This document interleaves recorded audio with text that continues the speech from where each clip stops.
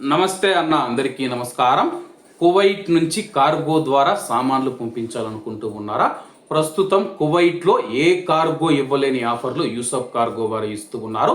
ప్రస్తుతానికి air cargo సేవలు మాత్రమే ఉన్నాయన్నమాట. అలాగే మీరు మీ ఇంటికి పంపిస్తూ ఉన్న విలువైన వస్తువులను ఇక్కడ తూకం వేసి ఎలాగ తీసుకుంటారో ఇండియాలో తూకం వేసి అలాగే ఇస్తారు. ఎటువంటి వస్తువులనైనా జాగ్రత్తగా ప్యాకింగ్ చేసి భద్రంగా మీ ఇంటికి చేరుస్తారు.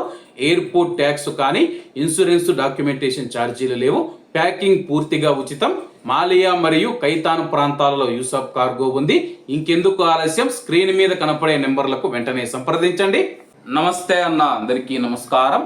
కువైట్లోని వాతావరణం గురించి కువైట్ ఆల్ వజైరీ సైంటిఫిక్ సెంటర్ కీలక ప్రకటన చేసింది. సుహైల్ ఋతువు రాకతో, సుహైల్ సీజన్ రాకతో ఆగస్టు 24వ తేదీ నుంచి కువైట్లో ఉష్ణోగ్రతలు తగ్గడం ప్రారంభమవుతాయని అంచనా వేయడంతో కువైట్లో మండుతున్న వేసవి నుంచి ప్రజలకు త్వరలోనే ఉపశమనం లభించనుంది. 52 రోజుల పాటు కొనసాగి అక్టోబర్ 14న ముగిసే సుహైల్ సీజన్ పెరుగుదలతో కువైట్లో ఉష్ణోగ్రతలలో స్పష్టమైన మార్పులు చోటు చేసుకుంటాయని చెప్పి ఆల్ వజైరీ సైంటిఫిక్ సెంటర్ తెలిపింది. ప్రస్తుత కులైబిన్ ఋతుపవనాలు చివరి దశకు చేరుకుంటున్న తరుణంలో ఈ మార్పు చోటు చేసుకుంది.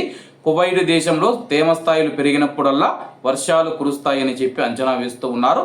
సుహైల్ కాలంలో ఉష్ణోగ్రతలు 50 డిగ్రీల కంటే తక్కువకు పడిపోతాయని, రాత్రిపూట వాతావరణం చల్లగా ఉంటుందని, అయితే ముఖ్యంగా తీర ప్రాంతాలలో గాలిలో తేమ అధికంగా ఉంటుందని చెప్పి ఆల్ వజైరీ సైంటిఫిక్ సెంటర్ అంచనా వేసింది. వాతావరణం చల్లబడటం, వేడి తగ్గడం, ఎడారిలో వేడి గాలుల ప్రభావాన్ని తగ్గించే ఆగ్నేయ గాలులు వీచడం, భూమి ప్రశాంతపడి ఉష్ణోగ్రతలు తగ్గడంతో వాతావరణం తేమగా మారటం వంటి సుహైల్ రాకకు ప్రధాన సంకేతాలని చెప్పి ఆల్ వజైరీ సైంటిఫిక్ సెంటర్ విచారించింది. ఆకులున్న మొక్కలు కనిపించడం, నీడ ఎక్కువ కాలం కొనసాగడం, ఉదయాన్నే మంచు కురవడం వంటి ఇతర సూచికలు కాగా నీరు గాలి రెండు క్రమంగా చల్లబడతాయి. వేసవిలో సూర్యుడు దాదాపు నిలువుగా ఉంటాడు. ఆ తర్వాత దక్షిణం వైపు వంగడం ప్రారంభిస్తాడని, దీనివల్ల పగలు తగ్గి రాత్రులు పెరుగుతాయని చెప్పేసి కేంద్రం పేర్కొంది. కువైట్ ఖగోళ శాస్త్రవేత్తల బృందం ప్రతి సంవత్సరం ఈ కాలంలో తెల్లవారుజామున నమోదు చేసిన వీక్షణల ఆధారంగా 2026 సెప్టెంబర్ 4 నుంచి కువైట్ ఆకాశంలో సుహైలు నక్షత్రాన్ని చూడవచ్చని చెప్పేసి ప్రకటించారు.